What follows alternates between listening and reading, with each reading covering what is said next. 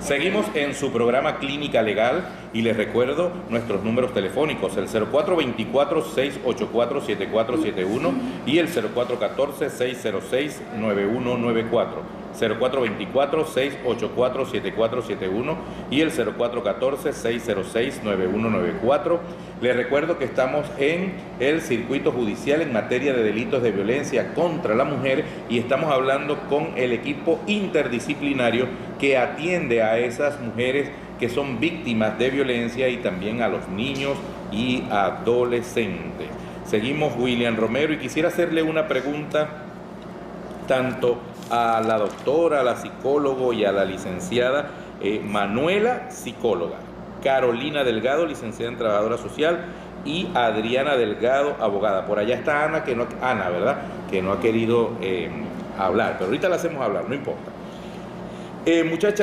Muchachas, miren, amigas, mis hijas, les hago una pregunta. ¿Cómo hace esa persona, esa mujer que es víctima de violencia y el esposo, que es el victimario, el amigo, el novio, pero vive con ella?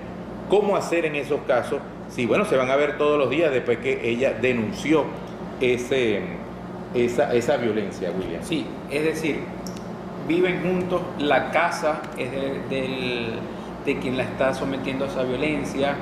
¿Qué hacer? Por ese miedo de la mujer, lo que tú comentabas en el segmento anterior, de esa dependencia económica, es decir, si la casa es de él, se tiene que salir, se tiene que quedar, ¿qué hacemos? ¿Qué pasa en esos casos? En el caso de que la víctima, el agresor sea el concubino, el esposo, el novio, que tengan una convivencia en común, independientemente de la titularidad del inmueble, se saca al agresor de la casa, puesto que se quiere evitar la ocurrencia de un hecho de violencia de mayor gravedad. Pero esto no quiere decir que el agresor, en este caso, que es el dueño de la casa, haya perdido la titularidad, sino que ese derecho queda suspendido mientras dura lo que dura el proceso. No significa que la mujer se va a adueñar de la casa y que más nunca va a ser del hombre, pues, sino que eso es un derecho que se está suspendiendo para prevenir la ocurrencia de un hecho de violencia de mayor gravedad. Sí, porque entonces, menos mal que mi mujer no está escuchando este programa, William, porque si no, va y me denuncia por violencia y se queda con la casa. Bueno, también quisiera preguntarle, cuando hay niños en el hogar, doctora, ¿qué pasa con esos niños que cuando su mamá es víctima de violencia, normalmente, no quiero decir que sea en todos los casos, pero bueno, la trabajadora social acá, mi amiga Carolina o Manuela, la psicóloga que atiende a las víctimas, nos pueden orientar mejor. En la mayoría de los casos, también los niños son víctimas de esa violencia, porque en el momento que papá está agrediendo a mamá, de pronto los niños comienzan a llorar, al que está violento no le gusta, o mira hasta cuando lloran, o el niño se acerca, no le pegues a mi mamá, y también son víctimas de violencia. ¿Qué hacer con esos niños? Porque hay muchas mujeres, doctora, que nos preguntan, es que yo no lo quiero denunciar porque entonces él se me queda con los muchachitos. ¿Qué pasa en esos casos con los niños que están en el hogar donde existe la violencia? Bueno, si hay niños en el hogar donde existe la violencia, ellos igualmente son víctimas secundarias de esa violencia. Y yo digo que eso es de cuidado, porque sabemos que los niños no hacen lo que nosotros decimos que hagan, sino que ellos son unos moldes, ellos nos copian. Y así como nosotros actuamos, ellos van a hacer en su futuro. Entonces, la idea es que romper con esa hogar violento, romper esa relación violenta. ¿Qué se puede hacer con los niños o niñas? Eso depende, porque existe la LOGNA también, no solamente la Ley Orgánica sobre el Derecho a la Mujer a una Vida Libre de Violencia, sino que también está la Ley de Protección de Niños y Adolescentes, que protege y vela y garantiza los derechos de los niños y adolescentes y que siempre van a estar con lo que les favorezca a su interés superior. Sí, y ustedes trabajan de la mano con el circuito de protección de niños y adolescentes, es decir, remiten esos casos, hablando de la parte civil, ¿no? Cuando hay, o bien con el circuito aquí de responsabilidad penal del niño y del adolescente. No, eso lo realiza directamente la fiscalía. Cuando realiza la investigación y lo considera necesario, es ella quien lo remite directamente. Nosotros lo que hacemos es orientar.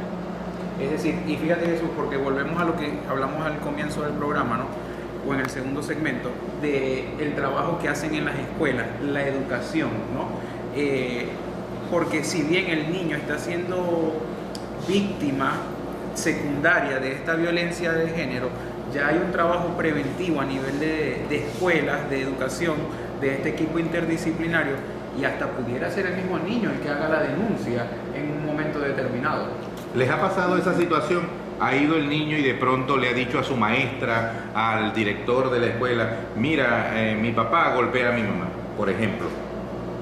Sí, sí se han presentado casos. De hecho, hace poco atendí a la mamá de una adolescente que había sido víctima de violencia, y la adolescente le comentó, fue a la coordinadora del colegio. No se dirigió a su mamá, sino que lo manifestó en la escuela. Y su mamá quedó también privada de libertad por omisión, porque pasa que muchas veces sabemos y conocemos los hechos de violencia en los niños que son abusados sexualmente y no lo manifestamos porque es mi pareja, porque lo voy a meter preso o porque no le creemos a los niños y a las niñas que nos los manifiestan.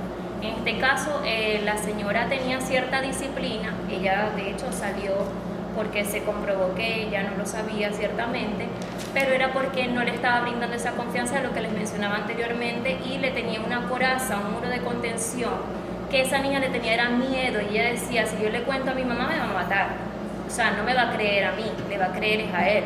Entonces sucede mucho esto, y ellos casi siempre lo manifiestan es en la escuela y no en la casa.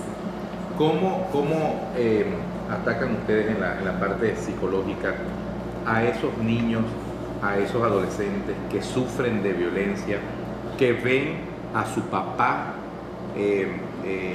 agredir a su mamá? Porque debemos recordar que al final de cuentos es su papá, ¿okay? Y a pesar de que está agrediendo a su mamá, él no va a dejar de ser su papá, y eso es difícil de entender para los niños, a pesar de que ellos son muy recogen todo, ¿no? Y saben el bien y el mal, aunque no lo creamos, y aunque porque tengo 2 niños y sé que es así, la percepción de ellos es muy buena. Pero ¿cómo en la parte psicológica, cómo ayudan ustedes a ese niño, a ese adolescente que está viendo que su papá, que es su papá, y que de pronto lo quiere, lo adora, está agrediendo a su mamá? Que ese choque de emociones que va a tener él en el momento de que yo quiero a mi papá pero le está haciendo daño a mi mamá. ¿Cómo atacan ustedes esa parte con los niños y adolescentes? Los niños o los adolescentes que son testigos de un hecho de violencia, ya sea entre sus padres, entre sus hermanos, entre cualquier tipo de familiar, puede padecer un trauma. Y la importancia de atacar ese trauma a tiempo es vital, porque yo puedo evitar que ese niño más adelante se convierta en un agresor o en otros casos también una víctima.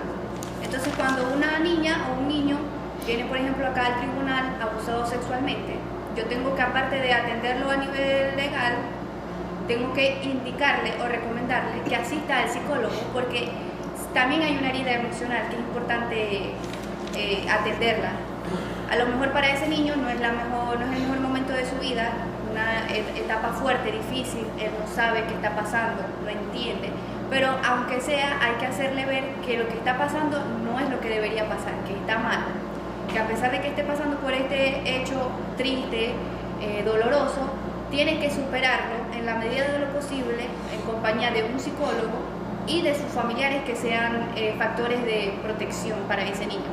Porque si ese niño no lo asimila, más adelante de alguna u otra manera ese trauma va a salir de alguna u otra forma, bien sea siendo esa persona un victimario o una víctima, o en casos peores padeciendo enfermedades tanto físicas como psicológicas. De verdad que, disculpen que le digan esto, ¿no? Pero me asombra cómo ustedes, mujeres, pueden manejar estas situaciones. de verdad la felicito. Manuela, una muchacha bastante joven, cómo se desenvuelven todas, cómo tienen esa facilidad de, de atender este tipo de casos y de pronto no salir ustedes como víctimas acá, porque es duro ver la realidad que pasa mucha gente y tener que lidiar, William, todos los días con eso. De verdad la felicito porque están preparadas y hay que ser muy fuerte para no